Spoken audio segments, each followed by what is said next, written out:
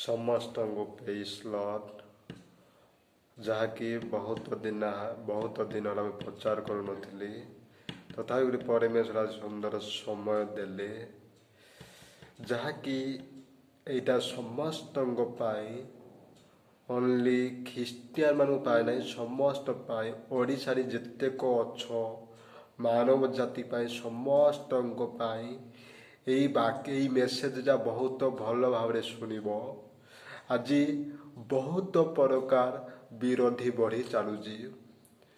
ଆଜି ଓଡ଼ିଶାରେ, ଇଣ୍ଡିଆରେ, ସବୁ ଜାଗାରେ ଆଜି ବହୁତ ବିରୋଧୀ ବଢ଼ି ଯାଉଛି। କେବଳ ଗୋଟିଏ ପ୍ରାର୍ଥନା ଆମେ କରିଅଛୁ ହାଇସ୍କୁଲରେ, ୟୁପି ସ୍କୁଲରେ, ସରକାରୀ ସ୍କୁଲ ମାନଙ୍କରେ ଗୋଟିଏ ପ୍ରାର୍ଥନା ମଝି ଅଛି। ଯେତେବେଳେ ଆମେ ଆହେ ଦୟାମୟ ବିଶ୍ୱ ବିହାରୀ ବୋଲି ପ୍ରାର୍ଥନା କରୁ, ମଝିରେ ଗୋଟେ ପ୍ରାର୍ଥନା ଅଛି, ସତ କହିବା କୁଖିଆ ଡରିବି, ସତ କହି ପଛେ ମଲେ ମରିବି। ଯାହାକି ତାଙ୍କୁ ଗୁରୁଜନ ମାନେ ଶିଖେଇଛନ୍ତି, ଯାହାକି ଆମେ ସ୍କୁଲ ସେ ପ୍ରାର୍ଥନା ପ୍ରତ୍ୟେକ ଦିନ ଗୋଟେ ସକାଳେ 10 ବଜେ ପ୍ରାର୍ଥନା କରୁଛୁ। ସତ କହିବା କୁଖିଆ ଡରିବି, ସତ କହି ପଛେ ମଲେ ମରିବି। ଯାହାକି ସତ୍ୟ ହିଁ ସ୍ୱତନ୍ତ୍ର କରିବ। ଆଜି ସତ୍ୟ ଚିନ୍ତା କର, ଆପଣ ମାନେ କିଏ କହିଛି? ଯିଏ ଜନ୍ମରୁ ମୃତ୍ୟୁ ପର୍ଯ୍ୟନ୍ତ, ଯିଏ ଜଗତରେ ଯିଏ ସତ୍ୟ ବୋଲିକି, ଈଶ୍ୱରଙ୍କର ପୁତ୍ର ଯୀଶୁ ଖ୍ରୀଷ୍ଟ।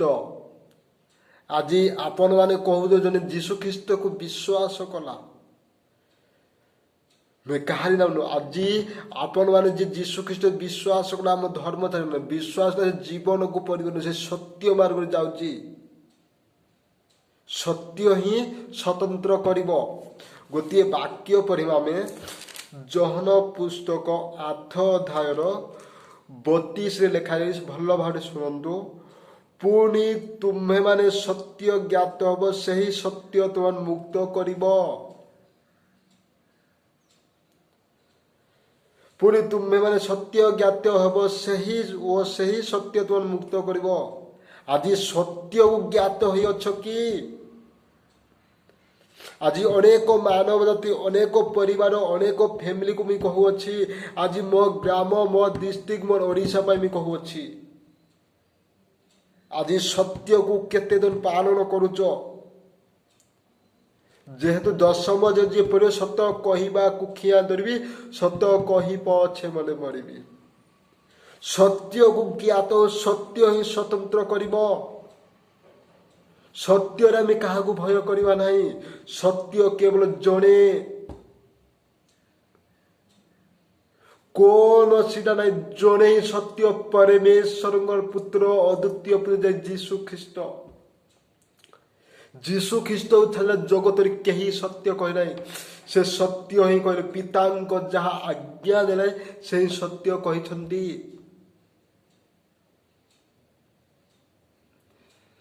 ଯୀଶୁ ହିଁ ସତ୍ୟ। ଯଦି ଜଣେ ସତ୍ୟ ଗୋଟେ, ସେ କଦାପି ଲୋପ ପାଇବ ନାହିଁ। ଆଜି ଯେତେକ ବିରୋଧୀ ପାତିମାନଙ୍କୁ ବି କହୁଛି, ସତ୍ୟକୁ ଜ୍ଞାତ ହୁଅ, ସତ୍ୟ ହିଁ ସ୍ୱତନ୍ତ୍ର କରିବ। ମୁଁ ବହୁତ ମେସେଜ ଦେଖୁଛି ୟୁଟ୍ୟୁବରେ। ଆଜି ଯେଉଁମାନେ ଯୀଶୁକୁ ବିଶ୍ୱାସ କରି ସେମାନେ ସତ୍ୟରେ ଚାଲୁଛନ୍ତି, ସତ୍ୟ ହିଁ ଜଣଙ୍କର ଉପକାର କରୁଛନ୍ତି, ଜଣକୁ ଭଲ ରାସ୍ତାରେ, ଭଲ ଜ୍ଞାନ, ଭଲ ଶିକ୍ଷା ଦେଉଛନ୍ତି। କଣ? ପୁଣି ତୁମେ ସତ୍ୟ ଜ୍ଞାତ ହେବ ଓ ସେହି ସତ୍ୟ ତୁମେ ମୁକ୍ତ କରିବ। ଆଜି ସତ୍ୟକୁ ଜ୍ଞାତ ହୋଇଛନ୍ତି ଯେଉଁମାନେ ଈଶ୍ୱରକୁ, ଯୀଶୁ ଖ୍ରୀଷ୍ଟ, ସେମାନେ ସତ୍ୟ ଜ୍ଞାତ ହୋଇଛନ୍ତି। ସେମାନେ କଦାପି ମିଛ କହିବେ ନାହିଁ, ନିଜ ସ୍ୱାର୍ଥ ଚେଷ୍ଟା କରିବେ ନାହିଁ, ଅନ୍ୟର ଉପକାର କରିବେ। ତାହାଙ୍କ ବିନା ଆଉ କେହି ସତ୍ୟ କହେ ନାହିଁ, ତାହାଙ୍କ ଦ୍ୱାରା ଆଉ କେହି ସତ୍ୟ କହେ ନାହିଁ। ଆଜି ବହୁତ ଜାଗାରେ ସତ୍ୟ କହିଲେ ଖାଲି ମୁକ୍ତି ପାଉନାହିଁ। ଯେବେ ଯୀଶୁ ଖ୍ରୀଷ୍ଟ ସତ୍ୟ ସତ୍ୟ ବୋଲି ଗ୍ରହଣ କରି ନିଜ ଜୀବନ ନିଜ ହୃଦୟରେ ଜାଗା ଦେବ। ଯୀଶୁ ହିଁ ଜଣେ ସତ୍ୟ ପରମେଶ୍ୱର, ସେ ଯୀଶୁ ହିଁ ସତ୍ୟ, ସେହି ସ୍ୱୟଂ ପବିତ୍ର, ସେହି ସ୍ୱୟଂ ବ୍ରହ୍ମଚାରୀ, ସେ ହିଁ ମୁକ୍ତ କରିବ। ଆଜି ଯେଉଁମାନେ ଯେତେ ଚେଷ୍ଟା କଲେ ବି ପ୍ରଭୁ ହିଁ ସତ୍ୟ, ପ୍ରଭୁ ମିଥ୍ୟାବାଦୀ ନାହିଁ। ପ୍ରଭୁ ସତ୍ୟ କ'ଣ? ସେହି ସତ୍ୟ ତୁମର ମୁକ୍ତ କରିବ।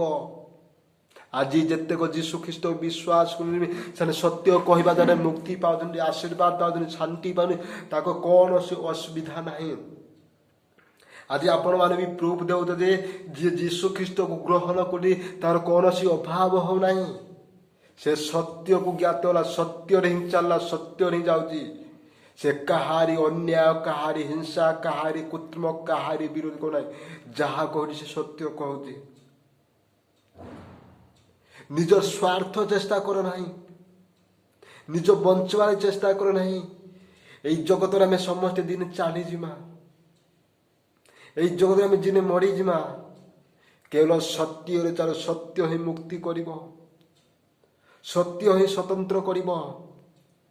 ଆଜି ଆରମ୍ଭରୁ 2025 ବର୍ଷ ପୂର୍ବରୁ କେତେ ଜଣ ଚେଷ୍ଟା କରିଛନ୍ତି, ଏମିତି କେତେ ବିରୋଧୀ ଆସିଛନ୍ତି, ଏମିତି କେତେ ଜଣ କହି ଯାଇଛନ୍ତି ଯେ ବନ୍ଦ କରିଦେବ ମୁଁ ଖ୍ରୀଷ୍ଟଙ୍କର ପ୍ରଚାର। ଯୀଶୁକୁ କେହି ବନ୍ଦ କରିପାରିବେ ନାହିଁ।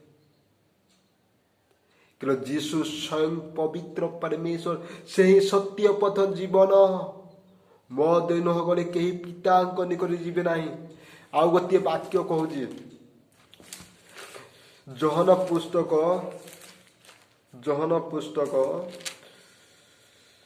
14:6 ଲେଖାରେ ଯୀଶୁ ତାଙ୍କର ମୁଁ ପଥ ସତ୍ୟ ଓ ଜୀବନ, ମୋ ଦେଇ ନ ଗଲେ କେହି ପିତାଙ୍କ ନିକଟକୁ ଯାଏ ନାହିଁ। 14:6 ଲେଖା ଯୋହନ। ଯୀଶୁ ତାଙ୍କର ମୁଁ ପଥ ସତ୍ୟ ଓ ଜୀବନ, ମୋ ଦେଇ ନ ଗଲେ କେହି ପିତାଙ୍କ ନିକଟକୁ ଯାଏ ନାହିଁ। ଯୀଶୁ ତାଙ୍କର ମୁଁ ପଥ ସତ୍ୟ। ଯୀଶୁ ହିଁ ଜଣେ ପଥ ସତ୍ୟ। ଯୀଶୁଙ୍କୁ ଛାଡ଼ି ଆଉ କେହି ସତ୍ୟ କହିପାରିବେ ନାହିଁ। ଆଜି ଏଇ ମାନବ ଜାତି, ଯେଡ଼େ ବଡ଼ ଏଇ ମାନବ ଜାତି, ସେ କଦାପି ସତ୍ୟ କହିଲେ, କିନ୍ତୁ ଯୀଶୁ ହିଁ ଜଣେ ସତ୍ୟ କହିଛନ୍ତି। ସେହି ସତ୍ୟ, ସେ ସତ୍ୟକୁ ବିଶ୍ୱାସ କର। ସତ୍ୟ ହିଁ ସ୍ୱତନ୍ତ୍ର କରିବ, ସତ୍ୟ ହିଁ ମୁକ୍ତି କରିବ। ତାହାଙ୍କ ବିନା କେହି ମୁକ୍ତି ଦେବା ବୋଲେ ନାହିଁ। ଆକାଶ ତଳେ କୌଣସି ନାମ ଦିଆଯାଏ ନାହିଁ, କେବଳ ଗୋଟିଏ ନାମ ଯୀଶୁ ଖ୍ରୀଷ୍ଟ ଦିଆଯାଏ, ସେହି ପରିତ୍ରାଣ ଦେବ ବୋଲି କହୁଛି। ପ୍ରେରିତ 4:12 ପଢ଼। କେବଳ ଯୀଶୁ ହିଁ ମୁକ୍ତି ଦେବେ, ଯୀଶୁ ହିଁ ଆଶୀର୍ବାଦ, ଯୀଶୁ ହିଁ ଶାନ୍ତି ଦେବେ, ଯୀଶୁ ହିଁ ଉଦ୍ଧାର କରିବେ। ଓ ଜୀବନ ମୋ ଦେଇ ନ ଗଲେ କେହି ପିତାଙ୍କ ନିକଟ ଯାଏ ନାହିଁ। ଯୀଶୁ ହିଁ ମେନ୍। ଯୀଶୁଙ୍କ ବିନା କେହି ପିତାଙ୍କ ନିକଟ ଯାଇପାରିବ।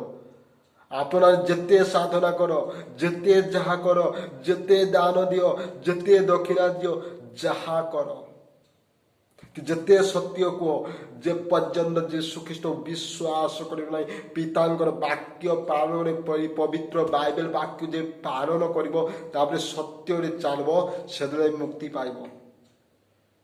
ମୁଁ ସମସ୍ତଙ୍କୁ କହୁଛି, ନା ହିନ୍ଦୁ, ନା ମୁସଲମାନ, ନା ଖ୍ରୀଷ୍ଟିଆନ, ନା ଯେକୌଣସି ଧର୍ମ ହଉ, ସତ୍ୟରେ ଚାଲ। କିନ୍ତୁ ଯୀଶୁ ଖ୍ରୀଷ୍ଟ ବିଶ୍ୱାସ କରି ସତ୍ୟ ଦ୍ୱାରା, ସତ୍ୟ ହିଁ ଆପଣ ସ୍ୱତନ୍ତ୍ର କରିବ, ସତ୍ୟ ହିଁ ମୁକ୍ତି ଦେବ। ଯଦି ଆପଣ ସତ୍ୟ କର, ରାଇଟ୍, ଯଦି ଜଣଙ୍କର ଆଶୀର୍ବାଦ, ଜଣଙ୍କର ଉପକାର, ଜଣ ଯଦି ଅନାଥ ତାକୁ ସାହାଯ୍ୟ କରେ, ଭଲ କଥା। ଯେ ପର୍ଯ୍ୟନ୍ତ ଯୀଶୁକୁ ବିଶ୍ୱାସ କରିବ ନାହିଁ, ଯିଏ ସତ୍ୟ, ଏଠି ଯୀଶୁ ତାଙ୍କର ମୁଁ ପଥ ସତ୍ୟ, ଓ ଯୀଶୁ ତାଙ୍କୁ କହିଲେ ମୁଁ ପଥ ସତ୍ୟ ଓ ଜୀବନ, ମୋ ଦେଇ ନ ଗଲେ କେହି ପିତାଙ୍କ ନିକଟକୁ ଯାଏ ନାହିଁ। ଯେ ପର୍ଯ୍ୟନ୍ତ ଯୀଶୁଙ୍କ ଫଲୋ ନ କରିବ, ଯୀଶୁଙ୍କର ପଛକୁ ଯୀଶୁକୁ ଖୋଜିବ ନାହିଁ, ଯୀଶୁଙ୍କ ଇଚ୍ଛାରେ ଚାଲିବ ନାହିଁ, କେବେ ପିତାଙ୍କ ନିକଟ ଯାଇପାରିବ ନାହିଁ। କିନ୍ତୁ ଯୀଶୁ ହିଁ ମୁକ୍ତି ଦେବେ। ସେ ସ୍ୱୟଂ ପରମେଶ୍ୱର, ସେ ସ୍ୱୟଂ ପବିତ୍ର, ସେ ସ୍ୱର୍ଗରୁ ମନୁଷ୍ୟ ରୂପ ଧାରଣ କରି ଆସିଥିଲେ। ଯାହାକି ପରମେଶ୍ୱର ହିଁ ଯୀଶୁଖ୍ରୀଷ୍ଟ ହିଁ ମୁକ୍ତି ଦେବ। ଆପଣମାନେ ଯେଉଁମାନେ ଜାଣିନାହିଁ, କେବଳ ଆଜି ମୁଁ କହୁଅଛି, କାହାରି ବିରୋଧୀ, କାହାରି ହିଂସା, କାହାରି କୃତ୍ରିମ କରୁନାହିଁ। ଜଣଙ୍କୁ ସତ୍ୟର ରାସ୍ତା ଦେଖାଅ। ଆଜି ଯେତେକ ଯୀଶୁଖ୍ରୀଷ୍ଟକୁ ବିଶ୍ୱାସ କରୁନି, ସେ ଜ୍ଞାନ ପାଉଛନ୍, ସତ୍ୟ ଜାଣ, ସତ୍ୟ ହିଁ ମୁକ୍ତି କରୁଛେ। ଯେଉଁମାନେ ଯୀଶୁଖ୍ରୀଷ୍ଟ କାହାରି ବିରୋଧୀ କଥା କହୁଛନ୍ତି, କେବେ ନାହିଁ। କି ଜଣକୁ ଅମଙ୍ଗଳ ଚାହୁଁନାହିଁ, ଜଣକୁ ମଙ୍ଗଳ ପାଇଁ ଚାହୁଁନ, ଜଣେ ଭଲରେ ରହୁ, ଜଣେ ଭଲରେ ବଞ୍ଚୁ, ଜଣେ ଭଲରେ ଉପକାର ହଉ, ତାର ଫ୍ୟାମିଲି ଆଶୀର୍ବାଦ ପାଉ, ତାର ଗ୍ରାମ ଆଶୀର୍ବାଦ ପାଉ ବୋଲିକି ସେ ଯୀଶୁ, ସେ ପରମେଶ୍ୱର ଯାହା ପ୍ରେମ ଦେଇଛନ୍ତି, ସେ ପ୍ରେମ ଆଜି ଲୋକମାନେ ପାଳନ କରୁଛନ୍ତି। ଆଜି ବହୁତ ଏଜୁକେଟର ଓଡ଼ିଶା ପାଇଁ ତା କହୁଛି, ଯାହାକି ସତ୍ୟକୁ ଜାଣ, ସତ୍ୟ ହିଁ ମୁକ୍ତି କରିବ। ଆପଣ ବାପା ମା ଯାହା ଗୁରୁଜନ ଯାହା ଠିକ୍ ପ୍ରାର୍ଥନା କର, ସତ କହିବାକୁ ଖିଆ ଧରିବି, ସତ କହିବ ସେ ମଲେ ମରିବି। ଆଜି କିଏ ସତ୍ୟ କହି ଖୋଜ, ଆଜି ଖୋଜି ଖୋଜି ଲୋକେ ପାଉନାହିଁ। ଆଜି କେତେ ଜଣ ଖୋଜି ଖୋଜି ସତ୍ୟକୁ ପାଇନୁ, ଯୀଶୁଖ୍ରୀଷ୍ଟକୁ। ଯୀଶୁ ହିଁ ଜଣେ ସତ୍ୟ ପରମେଶ୍ୱର, ସେ ସ୍ୱୟଂ ପରମେଶ୍ୱର, ସେ ସ୍ୱୟଂ ବ୍ରହ୍ମଚାରୀ, ସେ ସ୍ୱୟଂ ପବିତ୍ର। ତାହାଙ୍କ ବିନୁ ଆଉ କେହି ସତ୍ୟ କହିପାରିବେ ନାହିଁ। ସତ୍ୟରେ ଚାଲ, ସତ୍ୟ ହିଁ ସ୍ୱତନ୍ତ୍ର କରିବ। ସତ୍ୟ ଯିଏ କହିବ, ସତ୍ୟରେ ଚାଲିବ, ଯୀଶୁଖ୍ରୀଷ୍ଟ ଯିଏ ବିଶ୍ୱାସ କରି ଜୀବନ, ସେ ହିଁ ପିତାଙ୍କ ନିକଟକୁ ଯିବ, ନହେଲେ କଦାପି ଯାଇପାରିବ ନାହିଁ। ମୁଁ ଅନେକ ବିରୋଧୀ ଦେଖୁଛି, ଅନେକ କହୁଛି, କେବଳ ସେ ବିରୋଧୀ ମାନଙ୍କୁ ବି କହୁଛି, ବିରୋଧୀ ମାନଙ୍କୁ ଅନେକ ସମାଜକୁ ବି କହୁଛି।